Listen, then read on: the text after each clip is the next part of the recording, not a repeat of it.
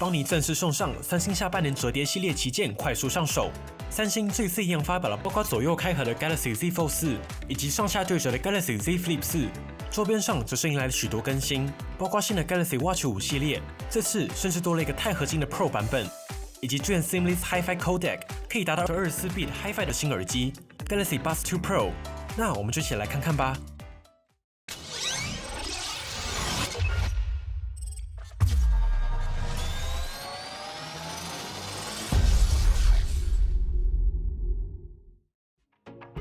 我们一样从邦尼最期待的 Galaxy Z Fold 4开始，这一代的售价与上一代的 Fold 3 1799美金的起步价相同，并没有进一步拉高。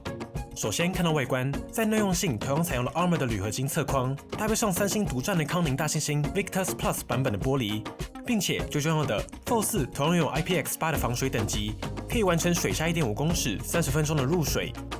不过，这一代最大的改变其实是转轴。三星采用了全新的转轴结构，除了可以进一步强化转轴强度外，更重要的是整体的体积有感下降。与 Fold 3相比，可以看到 Fold 4左侧的金属中框小了一圈。如此一来 ，Fold 4就可以在相近的宽度中，让整个萤幕占比来得更高。此外，有一个小地方邦尼自己是蛮喜欢的，也就是这一次在内萤幕的饰条设计上，三星有再次修饰饰条与边框的过渡，整体会更加平顺，一体性更强。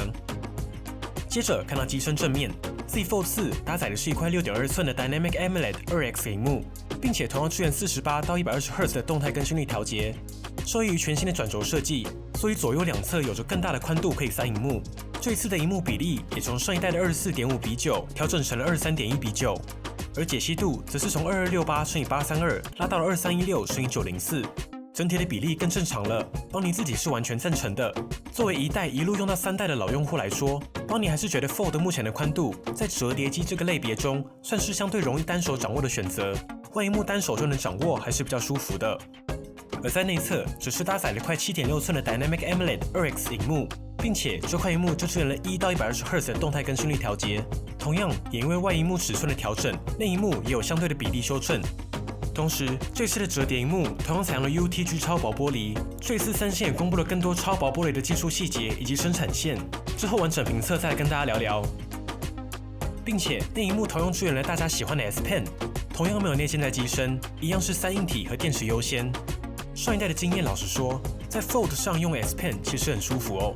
不过上一代的问题是没有一个合适收笔的保护壳，去年的官方笔壳真的是普通啊，而今年新的壳整个合理许多，邦尼蛮期待的，之后有机会来测。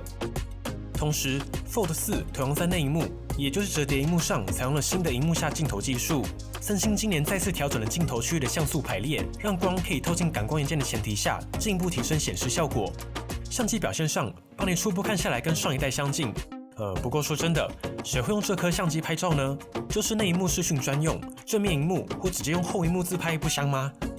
话说，这次萤幕下镜头同样采用的是400万画素的感光元件，可以保证进光量更充足。此外 ，Fold 4同样拥有双喇叭。而在软体上，三星今年最大的改变就是在 Fold 4上正式采用了 Android 12L 的系统底层。简单来说， Android 12L 就是针对大尺寸装置以及折叠所最佳化的系统版本。今年三星也进一步与 Meta、Google、Microsoft 等巨头合作，像大家熟悉的拖拉放多工操作，或是三星专属最佳化版本的 Instagram， 拍照效果会更接近原生相机。邦尼这次最期待的其实是 Z Fold 4专属版本的 Facebook， 在发表会闪过的这一秒，大家可以看到 Facebook 终于有针对 Fold 的专属界面了。虽然不确定后续的推送时程，但今年三星依旧蛮努力的在推折叠最佳化，未来 Android 大尺寸装置应该也会慢慢发酵。此外，去年在 Fold 3上，三星都推出了类似固定工作列的选项，而这一次三星直接将 Taskbar 搬到下面，你一样可以透过点击就能在各种 App 快速切换。这应该是许多有入手 Fold 系列的朋友离不开的功能之一。不过邦尼自己私心还是比较喜欢侧边啦，单手操作可以随按随切，但放在底部，双手用起来会比较顺，没错。接着看到相机部分，折叠真的没有必要塞1亿画素，但至少来个 S22同级表现吧。欢天喜地，终于换上了新世代的模组，包括1200万的超广角、f1.8 5000万画素的广角主镜头，拥有 OIS， 以及 f2.4 1000万的3倍光学长焦镜头，同样拥有 OIS， 最高可以达到30倍的数位变焦。主要镜头至少都拉到了 S22同级。效能上 ，Galaxy Z Fold 4采用了等很久的台积电4奈米 Snapdragon A Plus Gen 1 SoC， 并且今年的发表会，三星很稀少的直接亮出了 Snapdragon A Plus Gen 1的动画。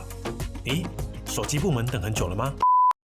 它配上12GB 的 RAM， 储存空间有256、512、1TB 3个版本，后续要看台版官方的引进状况。续航上则是4400毫安时，支援25瓦快充、无线充电、无线反向充电。一样是好用的侧边实体指纹辨识，共有黑、灰绿、淡金3种颜色。邦尼自己私心偏爱灰绿色，这个绿调得蛮特别的，很利落低调。重点是重量相较起上一代进一步减重至263克。最后，邦尼很快的就会带来 Z Fold 4的深度评测，记得立即订阅邦尼，就不会错过最新的评测啦。邦尼也推荐大家回顾一下 Fold 1、2、3代的完整评测3部曲，一次补完所有的折叠重点。接着看到 Galaxy Z Flip 4，在外观上同样用上了新的转轴设计，整个转轴会更加贴平上下两段机身，并且也少了过去展开来会有中间夹缝的感觉。一样是 Armor 的铝合金外壳，以及康宁大猩猩 Victus Plus 玻璃，同样拥有 IPX8 的防水等级。这次 Z Flip 4同样保留了上一代加入的 1.9 寸外萤幕，可以进行简单的快速操作，像自拍、接听电话等等。主要的升级落在了内萤幕，采用的是一块6.7寸 Full HD Plus 22:9的 Dynamic AMOLED 2X 折叠萤幕，并且支援1到120Hz 的智慧更新率调节，应该可以一定程度的带来续航的提升。同样拥有双喇叭。接着看到相机部分 ，Z Flip 4从规格来看，第一眼的确没有太大的更新。同样是1200万的主镜头，搭配1200万的超广角。不过仔细看 ，Z Flip 4的主镜头 Pixel Size 从1.4微米提升到了1.8微米，感光元件尺寸从2.55分之1寸拉到了1.76分之1寸，还是有一个世代的升级。主镜头同样有 OIS 光学防手震，不过也因为硬体升级 ，Z Flip 4的镜头凸起明显许多，有一点小可惜。看到效能，搭载 Snapdragon A Plus Gen 1，搭配8GB 的 RAM。续航上则是从3300毫安时拉到了3700毫安时，这样换算下来 ，S22 搭载了 A Gen 1 3700毫安时，大约是1天1充的边缘。Z Flip 3是3300毫安时加888，而 Z Flip 4是3700毫安时加 A Plus Gen 1，加上 Z Flip 4的萤幕有可变更新率的支援，预期续航应该会有比较有感的提升。不过这就是后续帮你详细来测。快充上，这次 Z Flip 4也拉到了25瓦的快充，同样支援无线充电。侧边有实体指纹辨识，有紫、灰、粉、蓝4种颜色可以选。这一次的蓝色清新好看。看到手表部分 ，Galaxy Watch 5系列同样搭载 Wear OS， 你想要的 BIA 身体组成可以测体脂、骨骼肌、含水等，血压、ECG 心电图、血氧 ，Watch 5系列一样都有。尤其台版 Watch 4这些健康功能也都陆续开通了 ，Watch 5大家应该就比较容易入手。Watch 5系列有2款，分别是 Watch 5以及 Watch 5 Pro。Pro 的定位就真的相对专业，包括采用了钛金属表身，电量拉到590毫安时，并且有更进阶的锻炼和路线追踪功能，重量也来到了46.5克。而 Watch 5就是比较日常均衡的选择，40和40mm 两个尺寸，大约落在29和34克。表壳采用的是 Armor 铝合金，但是镜面有惊喜，无论是 Watch 5还是5 Pro 都换上了蓝宝石。日常就不用担心会刮伤了。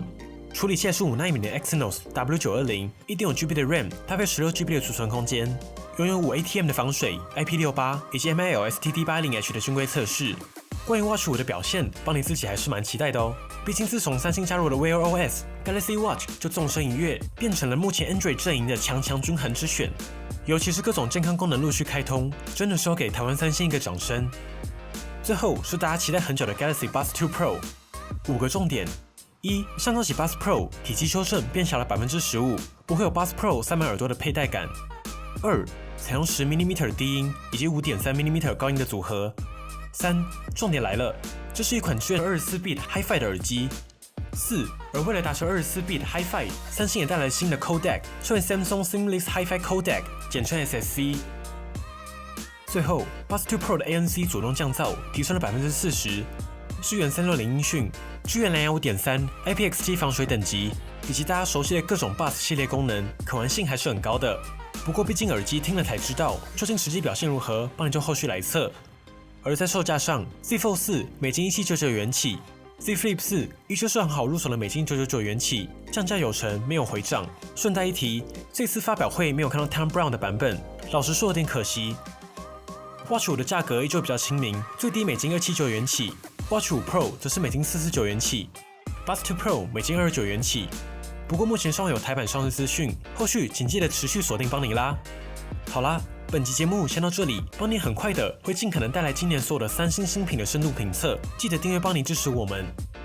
如果喜欢本期节目，不要忘记订阅邦尼，并且打开小铃铛，及时收到最新的评测通知。当然，你也可以在 Facebook、Instagram 找到我们。如果还有其他问题，别忘了底下留言。那我们就下期影片再见喽。